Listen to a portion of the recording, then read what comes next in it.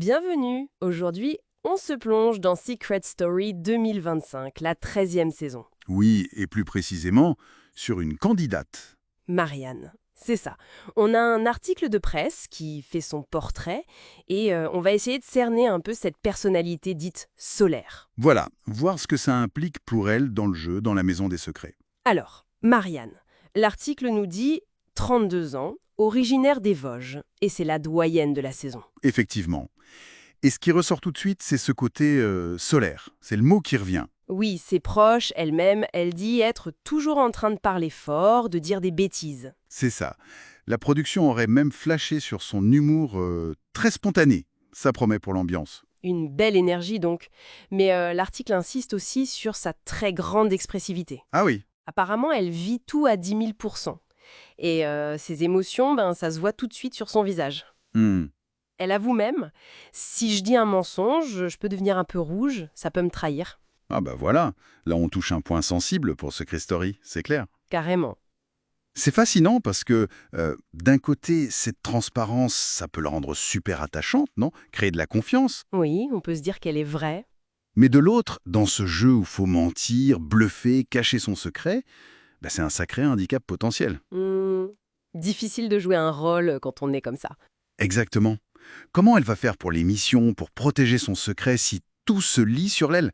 Ça demande un vrai jeu d'actrice, comme dit l'article. Oui, mais est-ce qu'on peut vraiment changer ça, surtout avec la pression qu'il y a là-bas? C'est une excellente question. Bon, il y a peut-être une autre stratégie. Jouer l'authenticité à fond. Ah oui, genre? Dans une maison où tout le monde se méfie, être un livre ouvert, ça pourrait, paradoxalement, la rendre moins suspecte. Un peu comme vous voyez ce que vous avez, quoi. C'est ça. Mais bon, ça la rend aussi hyper vulnérable. C'est un pari, quoi. D'accord. Et son parcours alors? On apprend qu'elle est partie dans les Alpes jeune, à 18 ans, Oui. Et qu'elle a beaucoup voyagé ensuite. parce qu'elle s'ennuie vite au même endroit, c'est ce qu'elle dit? Ce besoin de nouveauté, c'est intéressant. Elle le lie d'ailleurs à son besoin de rencontre. Ah oui, Elle dit La vie me fait vibrer au niveau des rencontres. J'ai besoin de rencontres tout le temps. C'est cohérent avec son côté extraverti, solaire. tout à fait. Mais du coup, Mais du coup, la question c'est comment elle va gérer l'enfermement, la routine, même relative, de la maison. Elle qui s'ennuie vite. c'est vrai ça. L'ennui, ça peut être terrible dans ce jeu. Exactement. Ça peut vraiment déstabiliser. L'article mentionne aussi ses tatouages.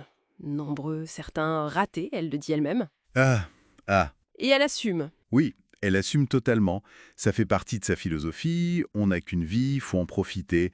Encore ce côté entier, spontané. Tout à fait. Tout semble pointer vers ça, une personnalité intense, qui vit dans le présent, qui cherche le contact humain. Son rôle dans la maison, ça pourrait être quoi alors? Mettre l'ambiance. Oui, clairement, le bout en train, peut-être l'élément qui rassemble un peu par sa bonne humeur. Et le fait qu'elle soit la doyenne, ça joue comment, tu penses? Bonne question, ça.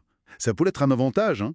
Une sorte de figure de référence, de confidente. Un peu plus posée, peut-être. Au contraire. Ou au contraire, ça peut créer un décalage avec les plus jeunes, leurs codes, leurs stratégies. Ça peut l'isoler si elle capte pas leur jeu d'alliance.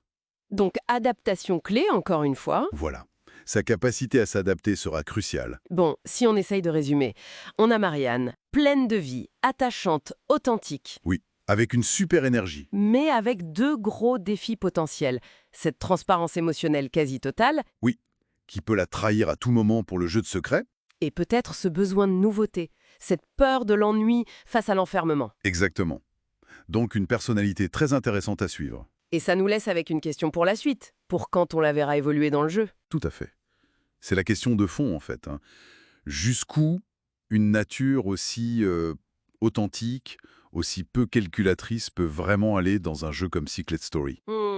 Un jeu qui récompense souvent le masque, la stratégie. C'est ça. Est-ce que son authenticité sera sa force ou sa faiblesse fatale? Son parcours, ça va être une étude de cas passionnante là-dessus.